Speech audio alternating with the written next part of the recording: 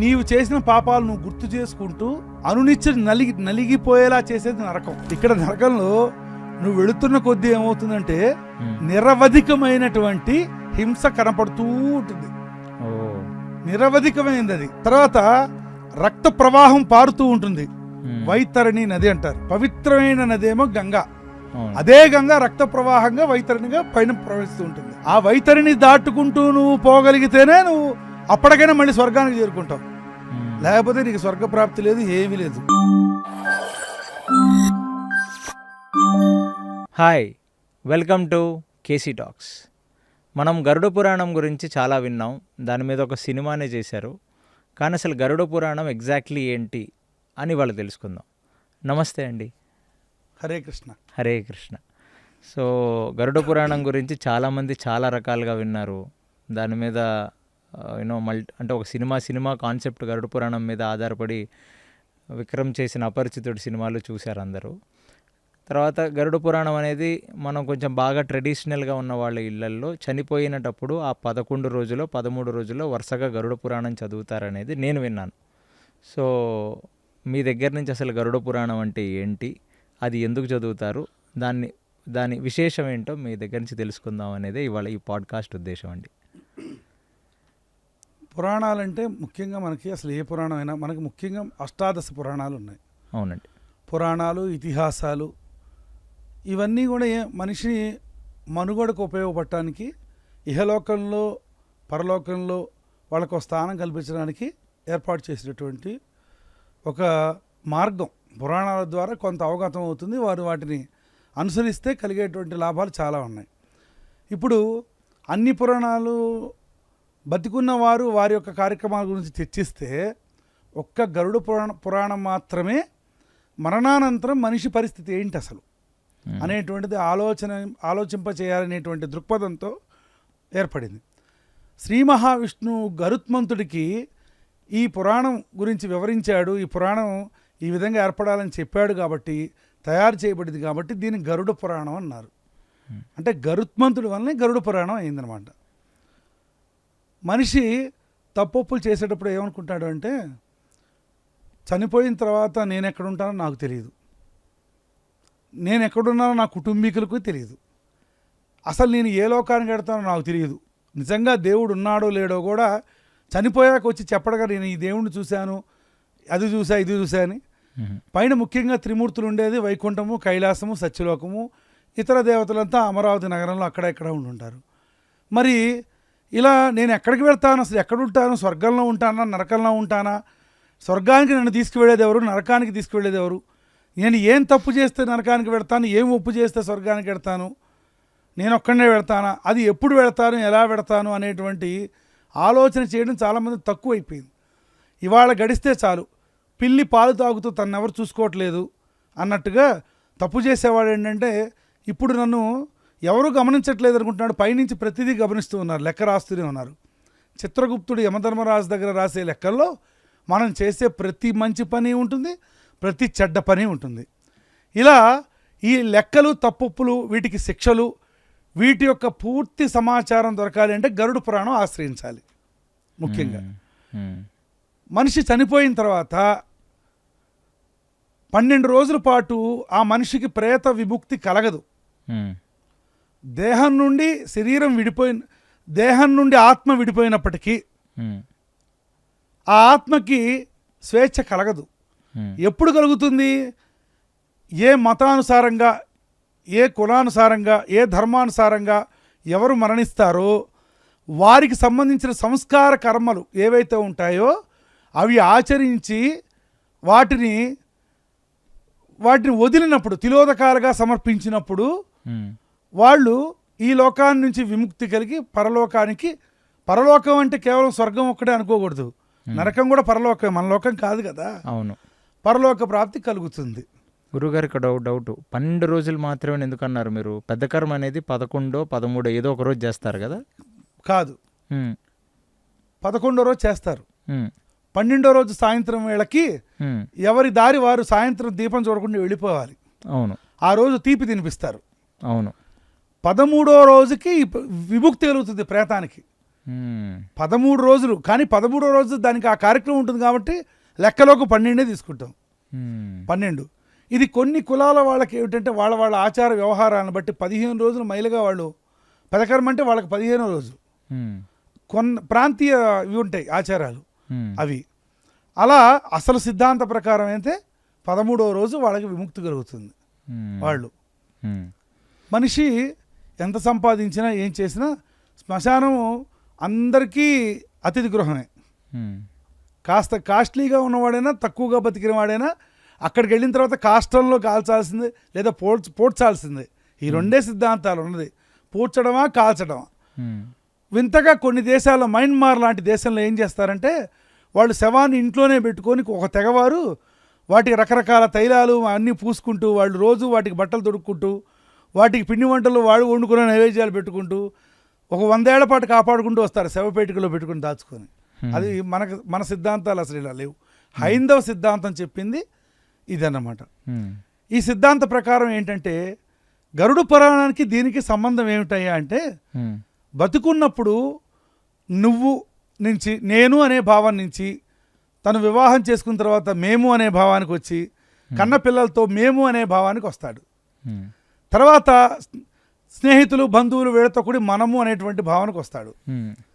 దీనిలో ఉండే ఈ ప్రక్రియలో ఏదో సంపాదించుకోవాలి, ఏదో కూడగట్టుకోవాలి, నా వాళ్ళకి కలగాలి, నాకు కలగాలి, ప్రయోజనాలు స్వప్రయోజనానికై పాటుపడి విపరీతమైనటువంటి కోర్కెలతో నలిగిపోతూ పోరాటం చేస్తూ జీవితాన్ని ముందుకు నడిపిస్తూ ఉంటాడు మనిషి. మనిషి బతకడానికి కావాల్సింది మాత్రమే సంపాదించుకోడు. అటేడు తరాలు ఇటేడు తరాలు కనీసం ఒక తరానికైనా నేను వెనకేసుకుపోవాలనేటువంటి దృక్పథంతో ఉంటాడు. ఈ క్రమంలో కొంతమంది ధర్మ ప్రకారం నడుస్తారు, కొంతమంది ధర్మ ప్రకారం నడవరు.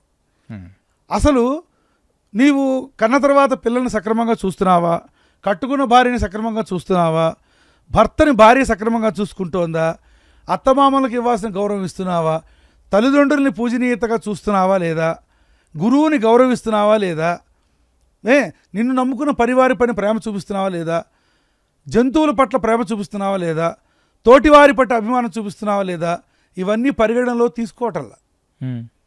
ఇలా ఎందులో ఏ లోటు జరిగినా ఎటువంటి శిక్షలు అనుభవించాలో భవిష్యత్తులో తెలుసుకోవాల్సిన బాధ్యత ఎవరికి ఉంటుంది? మనుషులకు ఉంటుంది, అందరికీ ఉంటుంది. ఇవి పురాణాలు ఎక్కడ పడితే అక్కడ చెప్పరు. ఎందుకంటే వైరాగ్యంతో విషాదంతో కూడింది ఇదంతా. ఏ ఇంట విషాద ఛాయలు ఉంటాయో, ఏ ఇంట వైరాగ్యపు ఛాయలు ఉంటాయో అక్కడ ఈ పఠనం చేస్తారు, గరుడ పురాణ పఠనం చేస్తారు. ఇది పారాయణంగా చేయకూడదు. గరుడ పురాణం పఠనం మాత్రమే, అన్నీ పారాయణం. అష్టాదశ పురాణ పారాయణాలు అవన్నీ, ఇది పఠనం. ఇది కూడా చేసేవాడు ఏమిటంటే తల్లి చనిపోయినవాడో, తండ్రి చనిపోయినవాడో, ఒకరిని కోల్పోయినవాడు, భార్యని కోల్పోయినవాడో, భర్తని కోల్పోయిన వాళ్ళు, వీళ్ళు చదువుకోకపోతే పంతులు గాని పిలిపించుకొని చదివించుకోవడము ఇటువంటి చేస్తూ ఉంటారు. అది కీడు పోవడం కోసం, కీడు జరిగిన ఇంట్లో జరగాల్సిన తంతు. లేదు తెలుసుకోవాలి అనుకున్నవాడు ఉంటాడే, ఆ ఇంట్లో కాకుండా వేరే ప్రదేశంలో నది తటాక స్థలే, నదీ స్థలే, ఏంటి కూపస్థలే, సాగర స్థలే, లేదు శివాలయ స్థలే. శివాలయంలో శివుడుకు శ్మశానవాసి కదా, అంటూ గింటూ ఏం ఉండవు. ఏవైనా మైలు ఉంటే శ్మశానం నుంచి శివాలయానికి వెళ్ళి నిద్ర చేయండి అంటారు. మైల పోగొట్టేవాడు ఆయన, మైల రాబట్టేవాడు కాదు. కానీ మైలు ఉన్నవాళ్ళు, సంవత్సరక సూతకం ఉన్నవాళ్ళు విష్ణాలయానికి వెళ్ళకూడదు.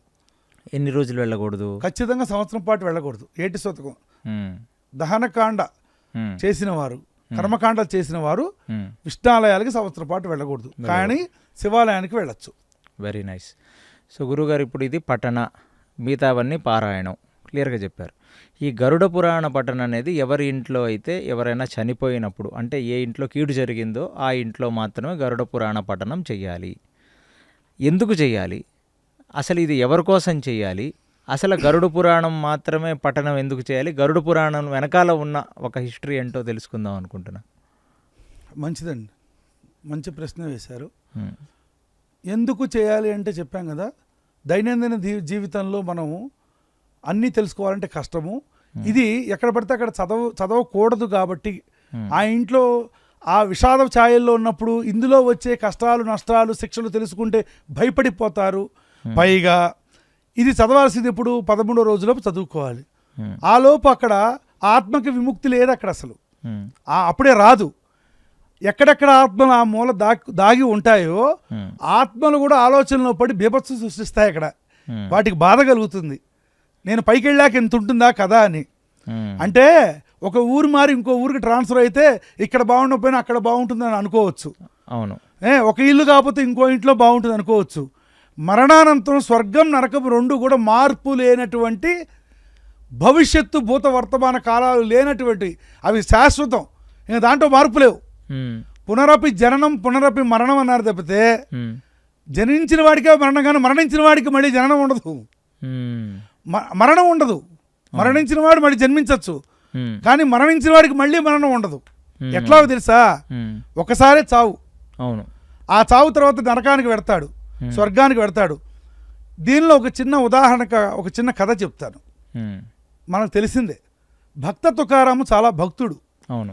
ఆయన భక్తికి మెచ్చి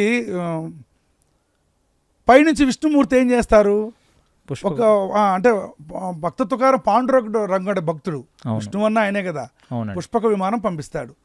భార్య ఏమో ముందు సర్దుకొని, అందరం చిన్నప్పుడు ఈ కథ విన్నాం, చూసే ఉంటాం సినిమాల్లో వాటిల్లో, అవును. రెడీగా ఉంటుంది అక్కడ ఆ విమానం దగ్గర.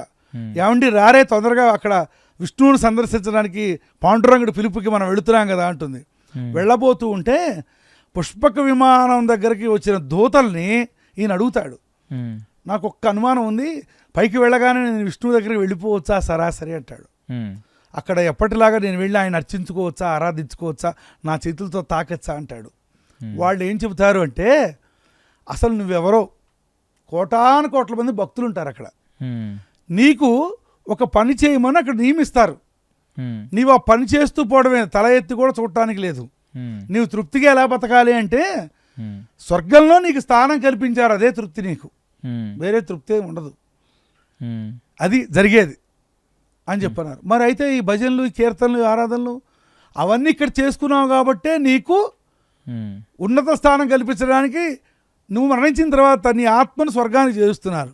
ఉమ్, అంటే నీకు ప్రమోషన్ ఇదే, ఇంకా అంతకుమించి ప్రమోషన్లు నీకేం లేవు పైన. ఉమ్, అక్కడ నీకంటూ ప్రత్యేకించి ఒక సింహాసనం ఏర్పాటు చేసి, నిన్ను పట్టాభిషిక్తులు చేసి, అక్కడ బ్రహ్మకు పరిచయం చేసి, విష్ణువుకు పరిచయం చేసి, నీకేం ఉండదు అక్కడ. ఉమ్, ఎందుకంటే నీవు ఎంతవరకు అంటే నువ్వు మంచి కార్యక్రమాలు చేసుకున్నావు, భగవద్ ఆరాధనలో గడిపావు, ఉమ్, భగవంతుని కీర్తించావు, ఉమ్, అంతవరకే. అప్పుడు ఆయన ఏం చేశాడు తెలుసా, నా చేతులారా పాండురంగడి భజన చేయలేని ఈ చేతులు, ఉమ్, ఆ నోరు, ఆ కళ్ళు, 10 మందికి జ్ఞానం పంచలేని నేను అక్కడికి వెళ్ళి నేను ఖాళీగా కూర్చోలేను, ఉమ్, నాకు వద్దు. ఉమ్, ఎప్పుడు మరణం వస్తే అప్పుడు నేను మరణిస్తా, ఉమ్, తర్వాత సంగతి తర్వాత, ఉమ్, నేను ఇప్పుడు వెళ్ళను, ఉమ్, నాకు నాకు ఇక్కడ కోల్పోతాయి ఇవన్నీ, ఇప్పుడు నాకు ఇష్టమైన పని చేస్తున్నా ఇక్కడ నేను అవును. అని చెప్పి నిరాకరించాడు ఆయన. ఓ నరకం కూడా అంతే. నరకానికి వెళ్ళిన తర్వాత ఆ సినిమాల్లో చూపించినట్టుగా యమధర్మరాజుకు అక్కడికి వెళితే అక్కడేదో కొంచెం వాళ్ళు కామెడీ సీన్లు పెట్టినట్టు జరుగుతాయి, మన వాళ్ళు తాలూకా పరిచయం అవుతారు, వాళ్ళని మనం పలకరించుకోవచ్చు, నువ్వు వచ్చావా పైకి, నువ్వు వచ్చావా అని అనుకోవడం, ఇట్లాంటిది ఏమి ఉండదు. ఉమ్, ఇక్కడి జ్ఞానం పూర్తిగా రూపం మాపిపోతుంది, ఉమ్, అసలు నీకు ఈ స్పొరే ఉండదు. ఉమ్, నువ్వేమిటి, ఏం చేసావు, ఇక్కడ ఏం సంపాదించావు, ఉమ్, ఇవేమి ఉండవు. ఇక్కడి నుంచి బయటకు అడుగు పెట్టావా, వెళ్ళడానికి నరకమా స్వర్గమా, ఉమ్, అక్కడి నుంచి మొదలవుతుంది. నరకంలో ఏమిటయ్యా అంటే, స్వర్గంలోనేమో పుష్పాలు చల్లి ఉంటాయి, ఉమ్, అమృతం తాగడానికి ఉంటుంది, అక్కడ పెడితే అక్కడ నీళ్ళ క్యాంటీన్లు పెట్టినట్టు పెడతారు, అక్కడ తాగొచ్చు ఉంటుంది. ఉమ్, ఇక్కడ నరకంలో నువ్వు వెళుతున్న కొద్దీ ఏమవుతుందంటే, ఉమ్, నిరవధికమైనటువంటి హింస కనపడుతూ ఉంటుంది. ఓ నిరవధికమైనది అది, ఉమ్, అన్లిమిటెడ్ శిక్షలు. ఉమ్, తర్వాత రక్త ప్రవాహం పారుతూ ఉంటుంది, ఉమ్, వైతరణి నది అంటారు. ఓ పవిత్రమైన నదేమో గంగా, అవును. అదే గంగా రక్త ప్రవాహంగా వైతరణిగా పైన ప్రవహిస్తూ ఉంటుంది. ఓ ఆ వైతరిని దాటుకుంటూ నువ్వు పోగలిగితేనే నువ్వు అప్పటికైనా మళ్ళీ స్వర్గానికి చేరుకుంటావు, ఉమ్, లేకపోతే నీకు స్వర్గప్రాప్తి లేదు, ఏమీ లేదు. ఉమ్, నువ్వు వెళ్ళగానే లెక్కలు చూస్తారు, ఎగ్జామ్స్లో రిజల్ట్ ఇచ్చినట్టు, ఎన్నికల్లో ఫలితాలు ఇచ్చినట్టు నాకు కూడా ఇస్తారు, ఏదో ఒకటి తేల్చి పడేస్తారు అనుకుంటావు. అది తేల్చడానికి 1,00,000 సంవత్సరాలు పడుతుంది పైన. ఓ ఈలోపు నువ్వెవరు ముద్దాయివే, తీర్పు కూడా అప్పుడే ఇవ్వరు అక్కడ. ఉమ్, ఆ వెళ్ళే క్రమంలో చీము నెత్తురుతో కూడిన నది, వివిధ వ్యర్థాలు జీవాల వ్యర్థాలన్నీ అందులోనే ఉంటాయి. నిన్ను రకరకాల హింసలు పెడుతూ ఉంటారు. అక్కడ 16 రకాల నరకాలు ఉంటాయి. ఒక నరకం ఒక శిక్ష ఒక పని చేసిన వాళ్ళకి, తప్పు చేసిన వాళ్ళకి.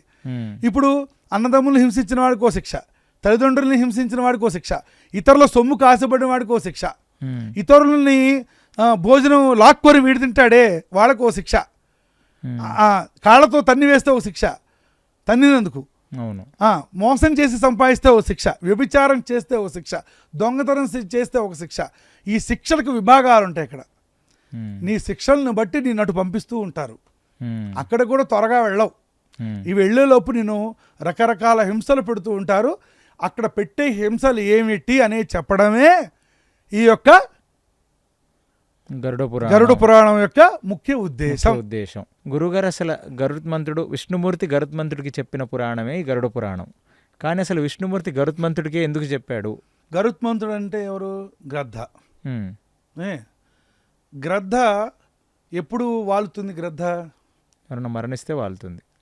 ఇప్పుడు మరణానికి గరుడ పురాణానికి గరుత్మంతుడికి సంబంధం ఉందా? ఉందిగా, వచ్చేసి క్లియర్గా ఉంది. వచ్చేసి అది అంటే ఆ గ్రద్దలు వాలటం అంటే గ్రద్దలాగా వాలిపోయారంటారు కదా.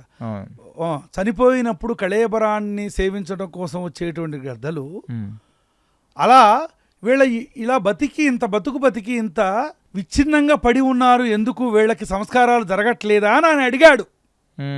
వీళ్ళకి ఎవరు దిక్కు దివాణం లేరా అన్నాడు. ఇలా ఎందుకు చావాల్సి వచ్చింది వాళ్ళు అనంటే, ఎవరైతే సంస్కార క్రియలకు నోచుకోని వాళ్ళు ఉంటారో, ఎవరైతే వాళ్ళ కోరికలు తీర్చుకోని వాళ్ళు ఉంటారో, అర్ధాంతరంగా పోయిన వాళ్ళు ఉంటారో, ఎవరైతే పాపపుణ్యాన్ని గ్రహించక తప్పొప్పులు చేసుకుంటూ పోతూనే ఉన్నారో వాళ్ళ పరిస్థితి ఇట్లా అవుతుంది.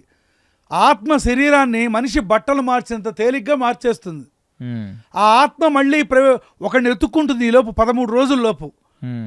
ఈ 13 రోజుల్లోపు ఇంకో 7 రాకూడదు ఇంట్లోకి. వస్తే వెంటనే ఈ ఆత్మ దాంట్లోకి వచ్చేస్తుంది.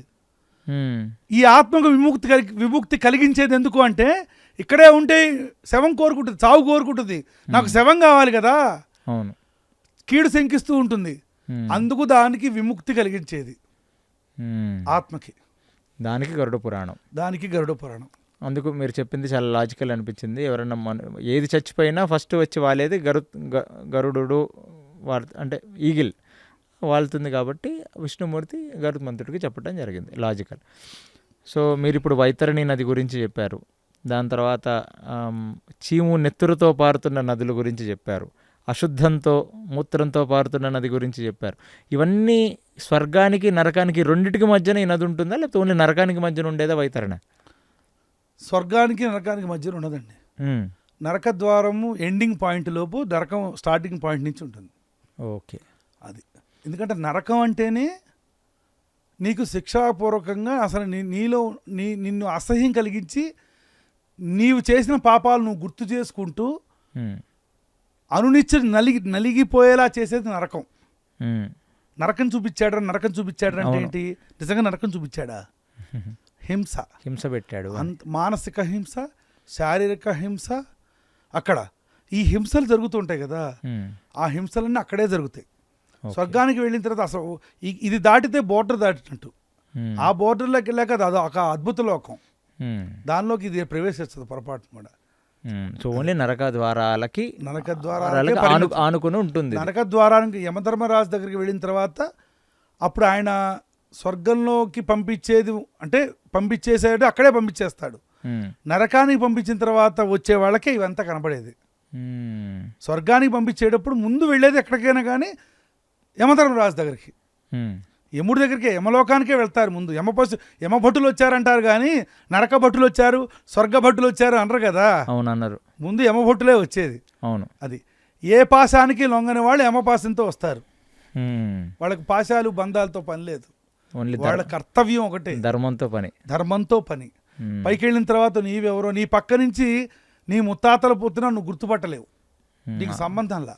సినిమాల్లో చూపించినట్టు అసలు గుర్తే ఉండదు. అవన్నీ కల్పితాలు, పచ్చి కల్పితాలు. చిత్రగుప్తుడు అనే క్యారెక్టర్ చిత్రగుప్తుడు ఉన్నది, శివుడు కరెక్టేగా. అవును, విష్ణుమూర్తి ఉన్నాడుగా. అంటే ఏం లేదు, సినిమా వాళ్ళు కల్పించిందా? చిత్రగుప్తుడు పురాణాలు చెప్పింది. సినిమా వాళ్ళు ఏం చేస్తారు అంటేనండి, ఉన్నది ఉన్నట్టుగా చూపిస్తే ఇవాళ చూసే రోజులు కావు ఏది. అవును. అర్థమైందా? ఉమ్, అన్నమాచార్య కీర్తనలు మొత్తం కూర్చోబెట్టి వినిపిస్తే వినేవాళ్ళు ఉన్నారా? ఉమ్, లేరు. అన్నమయ్య సినిమా తీశారు, ఉమ్, ఆ సినిమాలో ఎక్కడా కూడా హాస్యం ఉండదు. ఉమ్, సినిమాలో ఉంది, ఉమ్, అన్నమయ్య చరిత్రలో హాస్యం ఎక్కడ రచించి లేదు. అవును. కానీ నవరసభరితంగా ఉంటే చూస్తారు కదా ప్రేక్షకులు. అవును. ప్రేక్షకుల కోసం వాళ్ళు పెట్టాలి, తప్పదు. ఉమ్, వాళ్ళు కమర్షియల్ ఎలిమెంట్స్ కూడా కావాలి కదా. అవును. అందుకని కాస్త శృంగారం పాళ్ళు అన్ని పాళ్ళు ఉంటాయి, ఉమ్, అవన్నీ పెడుతుంటారు. అలా అని మనం వాటిని ఆధారంగా చేసుకోకూడదు. మూలం పోయిలు వాళ్ళు ఏం చేస్తారంటే వాళ్ళు చెప్పాలనుకున్నది వాళ్ళు తీసుకునే మూల పదార్థం కూడా పురాణం నుంచే, ఉమ్, అది ఎక్కడికి డైవర్ట్ కాదు, అవును. అట్లా తీసుకుంటారు అన్నమాట. సో ఈ చిత్రగుప్తుడు అనే వ్యక్తి ఒక అతను అకౌంటెంట్ లాగా అక్కడ కూర్చొని మన పాపాలన్నీ లెక్క వేస్తాడు, అది నిజమేనా? ఖచ్చితంగా. సో ఆయనకి బుక్కు పెన్ను ఇలాగ ఉంటుందా? మొత్తం వ్యవహారం అంతా ఇలాగే ఉంటుందా? అంటే ఇలా ఉంటుందా అంటే మీరు అనుకోవచ్చు, చూసి వచ్చిన వాళ్ళు ఎవరన్నా చెప్పారా మీకు అని. ఇప్పుడు శ్రీకృష్ణ పరమాత్మ ఉన్నాడు అని ఎట్లా నమ్ముతున్నాము? మనం చూడకపోవచ్చు. మనం 100 తరాల తర్వాత మన చరిత్ర కూడా నమ్మరు జనాలు. అవును. ఫలానా వారు ఉన్నారు, ఫలానా స్టూడియోలో కూర్చొని మాట్లాడుకున్నారు అంటే అలా ఉండేది ఆ రోజుల్లో, వీళ్ళు కల్పించినట్టున్నారు అని అంటారు. అంటే ఏంటంటే చరిత్ర, జరిగిపోయిన చరిత్ర రోజులు గడిచే కొద్దీ అదొక కల్పన కింద మారిపోతుంది. అవును. అర్థమైందా? కరెక్ట్. అట్లాగే ఆ రోజుల్లో జరిగినవే ఇవన్నీ. ఉమ్, అదేమిటంటే అప్పుడు నమ్మకంగా జరిగినాయి. ధర్మం 4 పాళ్ళు ఉన్నప్పుడు అందరికీ శక్తులు ఉన్నాయి. ఉమ్, ఆ శక్తులకి నారదుడు కిందకు వచ్చేవాడు, అందరితో మాట్లాడేవాళ్ళు. ఉమ్, నారదుడే స్వయంగా వ్రతాలు చేయించిన దాఖలాలు కూడా ఉన్నాయి. అవును. శ్రీకృష్ణ పరమాత్మ ఉన్నాడని ద్వారకే చెబుతోంది మనకు గుజరాత్లో. అవును. శ్రీరామచంద్రుడు ఉన్నాడని ఎన్ని సాక్ష్యాలు లేవు? అవును. ఉన్నాయి. లంకలో కట్టినటువంటి రామసీత ఏమిటి? ఉందిగా. ఇప్పుడు వరల్డ్ ఫేమస్ సైంటిస్టులు ఎందరో పరిశోధనలు చేశారు. ఉమ్, శ్రీలంక మీద నిర్మించిన వారధి రాళ్ళు ఉమ్, ఏమిటి అసలు? ఆ పదార్థ తేలుతున్నాయి ఎందుకు అవి? ఉమ్, వాళ్ళకి ఎంతవరకు అంతు చెక్కల. ఉమ్, నేటికి ఎన్ని సంవత్సరాలు అయిపోయింది? 8,000 సంవత్సరాలు అయిపోయింది. అవును. చరిత్రలో అన్నీ ఉన్నాయి. ఉమ్, ఒకటండి, నమ్మకం ప్రథమ ఔషధం.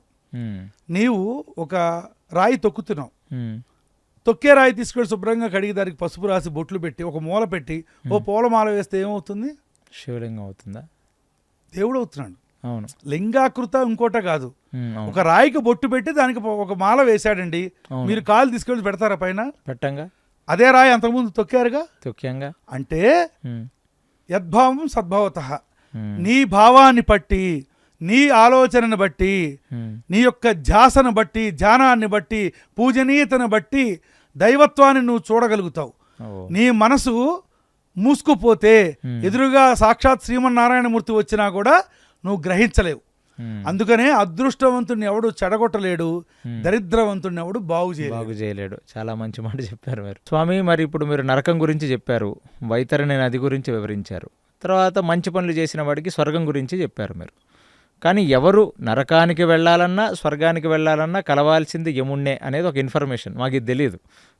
మేము అనుకున్నాం మంచి పనులు చేసిన వాళ్ళందరూ, అంటే సినిమా నాలెడ్జ్ కదా ఇదంతా, చేసిన వాళ్ళ ఇంద్రుడిని కలుస్తారు పోయి స్వర్గంలో రంభా ఊర్వశి వీళ్ళతో నాట్యాలు గిట్యాలు చూసుకుంటూ ఎంజాయ్ చేస్తారని అనుకున్నాం. కానీ చనిపోయిన ప్రతి జీవి యముణ్ణి కలవాలి. యముడు నిర్ధారిస్తాడు నువ్వు స్వర్గానికి వెళ్ళాలా, నిన్ను నరకాల్లో వేయాలన్నాడు. బాగుంది. ఈ రెండే ఉన్నాయా? ఇంకా జీవుడికి ఇంకేమన్నా ప్లేసెస్ ఉన్నాయా వెళ్ళటానికి? చెబుతాను. దానికి ముందు ఒక చిన్న ఉదాహరణ కూడా చెప్పి చెబుతాను. ఎందుకు యముడి దగ్గరికే వెళ్ళాలి? వేరే దేవతలకి ఆ డ్యూటీ అప్పచెప్పచ్చు కదా. చెప్పాలి కదా. అవునవును. అయితే పాప పుణ్యాల చిట్టా అనేది ఒకటి ఉంది. అది ఎవరి దగ్గర ఉంది? ఎవరు మెయింటైన్ చేస్తున్నారు దాన్ని? ఎవరి దగ్గర ఉంది? చిత్రగుప్తుడి దగ్గర. చిత్రగుప్తుడు ఎవరి దగ్గర ఉన్నాడు? యముడి దగ్గర కదా. అంటే ఆ చిట్టాలో చూసి కదా నీ పాపం ఎంత నీ పుణ్యం ఎంత లెక్క కట్టి చేయాల్సింది. మరి యమధర్మరాజు దగ్గరికి వెళ్ళకపోతే ఇది ప్రతిదీ ఒక కాపీ ప్రతి లోకానికి వెళ్ళలేదు కదా, అక్కడే కదా ఉన్నది. అందుకని తప్పనిసరిగా ముందు అక్కడికే వెళ్ళాలి. ఓకే, అక్కడికి అదైపోయింది. ఈ రెండు కాకుండా మనకు అనుమానం కూడా రావాల్సింది ఏంటంటే స్వర్గం నరకం రెండే కదా, ఎవరు చనిపోయినా రెండిట్టోగే కదా అనొచ్చు. మధ్యలో ఇంకోటి ఉంది, నక్షత్ర లోకం. ఇప్పుడు ఈ నక్షత్రాలన్నీ స్పెషల్గా పుట్టుకురాలా? ఒక మహానుభావుడు, ఒక రాజుగా గాని, ఒక కవిగా గాని, ఒక గాయకుడిగా గాని, ఒక నృత్య కళాకారుడుగా గాని, ఒక మానవతామూర్తిగా గాని ప్రజల చేత కొనియాడబడిన కొంతమంది ప్రజల చేత, ప్రజలకు మేలు చేసిన వాడు ఉంటారు కదా. అవును. భగవంతుడికి మేలు చేసిన వాడేమో భగవంతుడికే కైంకర్యం చేసుకున్నవాడు దేవుళ్ళు ఐక్యమైపోవాలి కాబట్టి, దేవుడు కైంకర్యంలో వెళ్ళాలి కాబట్టి స్వర్గానికి పెడతాడు. ఎవరిని లెక్క చేయకుండా, కన్ను మిన్ను కానకుండా కొట్టుమిట్టాడుతుండేవాడు నరకానికి పెడతాడు. మరి ప్రజల కోసం కొన్ని చేస్తూ వాళ్ళ ప్రయోజనాలు, ప్రజలకు ఏమేమి కావాలి, లేదా వారి కుటుంబం పట్ల ప్రేమ చూపించుకుంటూ ప్రయోజకులను చేసి ఇలాంటి వాళ్ళందరూ కూడా ఎక్కడికి పెడతారని నక్షత్ర మండలం. ఇప్పుడు మనం చూసే నక్షత్రాలు కోటాను కోట్ల పాలపొంతలుగా నక్షత్రాలుగా ఉన్నాయి కదా. అవును. వీళ్ళంతా గొప్పవారు మరణిస్తే, ప్రజాదరణ చెందిన వారు మరణిస్తే ఒక నక్షత్రం పైకి చేరుతుంది. దీని గురించి గుర్రం జాషువా గారని మహాకవి అండి ఆయన, వారు వర్ణించారు. వారు ఏమని వర్ణించారు? రాజు కవిని ఒక పాఠం ఉండేది మనకు చదువుకున్న రోజుల్లో. ఎలా అంటే ఆయన చెప్పుకుంటూ వస్తుండేవాడు, ముందు 2 ముక్కలు చెబితే కానీ ఆయన చదివింది సారాంశం తెలియదని. ఓకే. రాజు చేతి కత్తి రక్తంబు వర్షించు, సుకవి చేతి కలము సుధలు కురియు. రాజు కత్తికి ఎప్పుడు రక్తపు మరకలే ఉంటాయి, సుకవి చేతి కలానికి ఎప్పుడు కూడా ఒక రకరకాల అమృతమైన వాక్యాలు రాస్తూ ఉంటాడు. అమృతం దాంట్లో ఉన్నట్టుగా అనిపిస్తుంది. రాజు మరణించిన ఒక తార రాలిపోయే, సుకవి మరణించే ఒక తార గగనమెక్కే. ఒక ధృవతార, ఒక తారగా వెలుగొందుతారు. వాళ్ళని మనం స్టార్స్ అంటున్నాం. అవును. ఇప్పుడు ఫిల్మ్ స్టార్స్ కూడా వాళ్లే. ఎక్కువ ప్రజాదరణ పొందిన వాళ్ళంతా స్టార్స్ అవుతారు. స్టార్ కంపెయినర్స్, స్టార్స్, స్టార్ కమెడియన్ అని స్టార్గా పోలుస్తున్నాం కదా. స్టార్ రైటర్స్, స్టార్ డైరెక్టర్స్ అంటున్నాం కదా. అంటే తారలుగా ఉంటారు. అది నక్షత్ర లోకం. అక్కడ ఒక నక్షత్రంగా దివిలో ఉంటారు, ఆకాశంలో మనం చూస్తే కనబడుతుంటారు, కానీ వాళ్ళెవరో మనం గుర్తుపట్టలేము. అంతా అదే ఆకారంలో ఉంటారు కాబట్టి. ఈ 3 లోకాలు ముఖ్యమైనవి అనమాట. మిగతా లోకాలు చాలా ఉన్నాయి. 14 భువనమాండాలని చెబుతుంటారు కదా. స్వర్గలోకం, సువర్లోకం, భోర్లోకం, తపోలోకం, జనలోకం, ఇవన్నీ ఉన్నాయి. అవి కాక 3 ముఖ్యమైన లోకాలు: స్వర్గలోకం, మర్త్యలోకం, పాతాళలోకం. స్వర్గలోకంలోనేమో వైకుంఠము, తర్వాత సత్యలోకం అంటే బ్రహ్మలోకము, కైలాసం అంటేనేమో ఈశ్వరుడు ఉండేది. మర్త్యలోకం అంటే ఏంటి? మత్స్యము అంటేనేమో చేప, మర్త్యము అంటే మనిషి. మనిషి భూమి మీద ఉండేవాడు. భూమి కింద ఉండేది పాతాళం, భూమి మీద ఉండేది మత్స్యలోకం, మానవలోకం, ఆకాశం పైన ఉండేది స్వర్గలోకం. వెరీ నైస్ అండి. సో ఈ 3 లోకాలైనా, ఇంకా లేకపోతే భక్తులంతా ఎక్కడికి వెళ్తారు? స్వర్గం అన్నాగా, స్వర్గం అని పిలుస్తాం. దేశం అంటున్నాం అండి. ఆ దేశంలో ఎన్ని రాష్ట్రాలు ఉన్నాయి? ఒక రాష్ట్రానికి ఎన్ని జిల్లాలు ఉన్నాయి? ఒక జిల్లాకి ఎన్ని మండలాలు ఉన్నాయి? ఒక మండలానికి ఎన్ని గ్రామాలు ఉన్నాయి? ఒక గ్రామానికి ఎన్ని వీధులు ఉన్నాయి? ఒక వీధికి ఎన్ని ఇళ్ళు ఉన్నాయి? ఒక ఇంట్లో ఎన్ని గదులు ఉన్నాయి?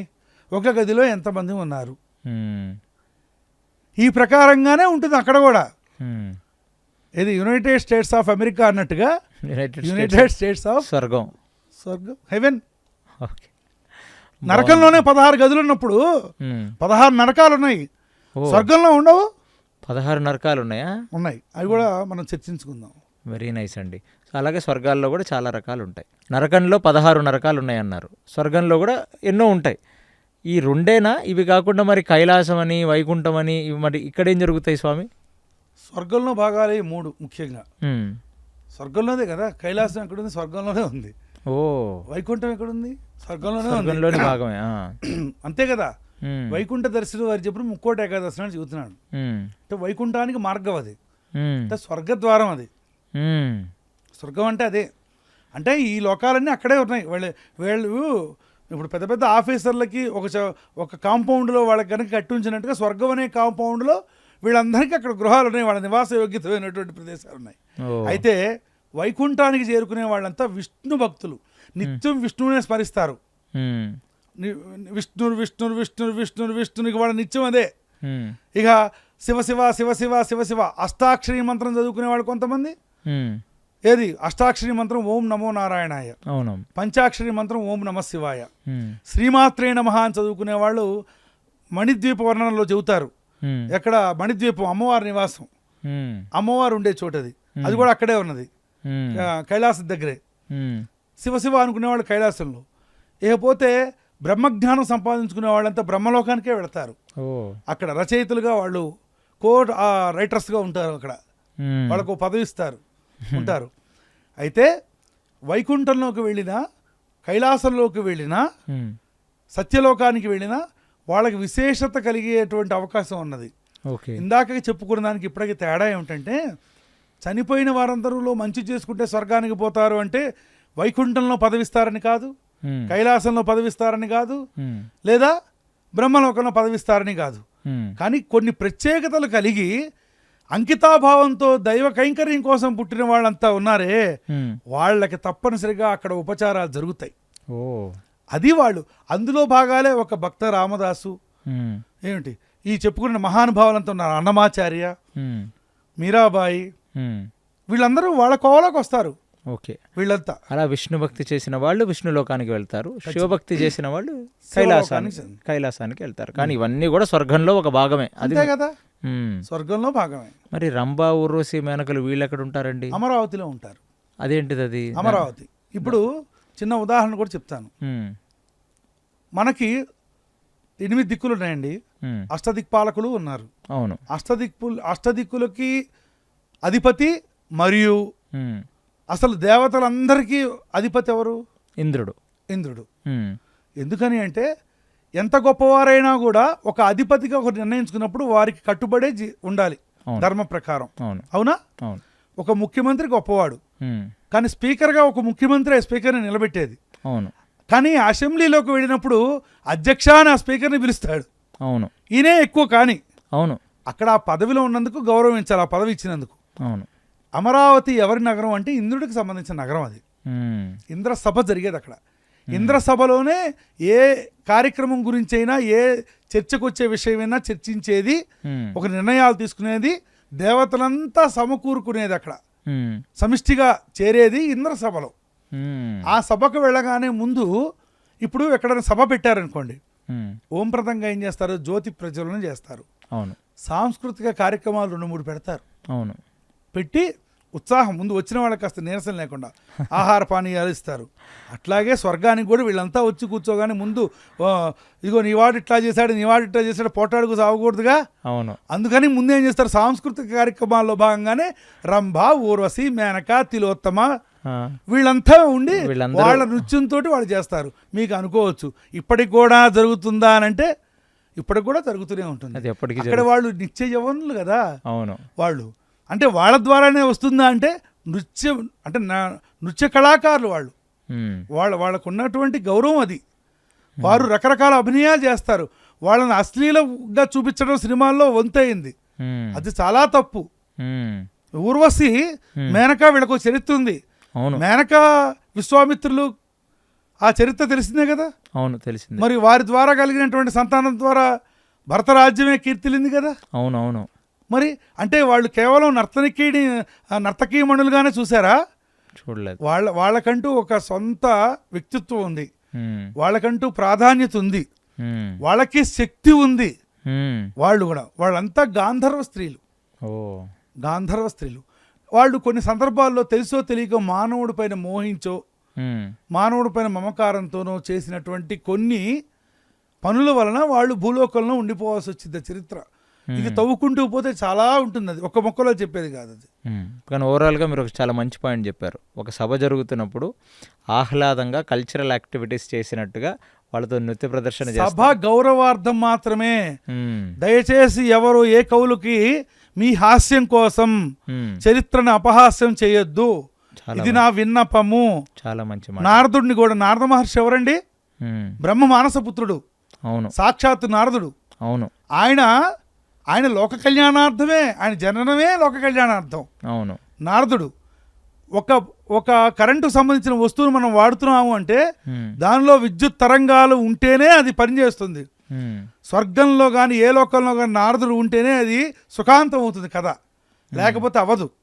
ఆయన లోక కళ్యాణ కారకుడు. ఆయన్ని కూడా తప్పుగా చూపిస్తారు, కలహాల కారకుడుగా చూపిస్తారు. అపహాస్యం చేయొద్దు. అట్లాగే బ్రాహ్మణులు కూడా ఇప్పుడు పెళ్ళిళ్ళకి చేయించడానికి వచ్చే పురోహితులను కూడా ఒక దౌర్భాగ్య స్థితి ఏమిటంటే వీళ్ళు హాస్యం అనిపించుకున్నారు. అది హాస్యం కాదు, అది చేయదురా చండాలం, జుగుప్స. అక్కడ కూర్చున్న పురోహితుడిలో నీ తండ్రిని ఊహించుకో, నీ అన్నదమ్ములను ఊహించుకో, నీ మిత్రుడిని ఊహించుకో, నీ బంధువుని ఊహించుకో. నువ్వు చేస్తావా? ఇన్ని వీడియోలు చూస్తున్నాం మనం ఇప్పుడు. అవి అదొక క్రీడ, రాక్షస క్రీడ అయిపోయింది. అవును. ఇలాంటివి పనికిరాదు. నా విన్నపం ముందు, ఇది విన్నపం, ఇది హెచ్చరిక కాదు. చాలా చాలా సంతోషం గురువుగారు. ఇది చాలా ఇంపార్టెంట్ పాయింట్. ఏదో ఒక ఆర్టిస్టిక్ ఇమాజినేషన్ కోసం ఆ రంభ, ఊర్వశి, మేనకల్ లాంటి క్యారెక్టర్లని చాలా చులకనగా చూపించారు, కానీ వాళ్ళందరూ చాలా మహోన్నతమైన స్త్రీలు. వాళ్ళ ద్వారానే మీరు చెప్పినట్టుగా మన భరత వంశం నిలబడటానికి కూడా కారణం వారే కదా. ఇక ఊర్వశి అయితే నరనారాయణుడి ఊర్వంలోంచి వచ్చిందంటారు వారు. అంటే ఒక ఋషి తపశ్శక్తి కదా ఆవిడ కూడా. సో కరెక్టే మీరు చెప్పింది. సో పురాణాలని మనం అపహాస్యం చేయకూడదు, చేస్తే వాటికి కూడా ఎలాంటి శిక్షలు ఉంటాయి. ఇప్పుడు మీరు చెప్పబోయేది నెక్స్ట్ పాడ్కాస్ట్ ఏంటంటే మనది నరకం అంటే ఏమిటి, నరకంలో ఎలాంటి శిక్షలు ఉంటాయి, ఎన్ని నరకాలు ఉంటాయి, ఎన్ని నరకాలు ఉంటాయి. సో అందులో ఇలాగ పురాణాల మీద ఈ గొప్ప గొప్ప వాళ్ళ మీద అపహాస్యం చేసిన వాళ్ళకి ఎలాంటి శిక్ష కలుగుతుందో చెప్పండి గురువుగారు. తప్పకుండా. చాలా థ్యాంక్ యూ సో మచ్ అండి. హరే కృష్ణ.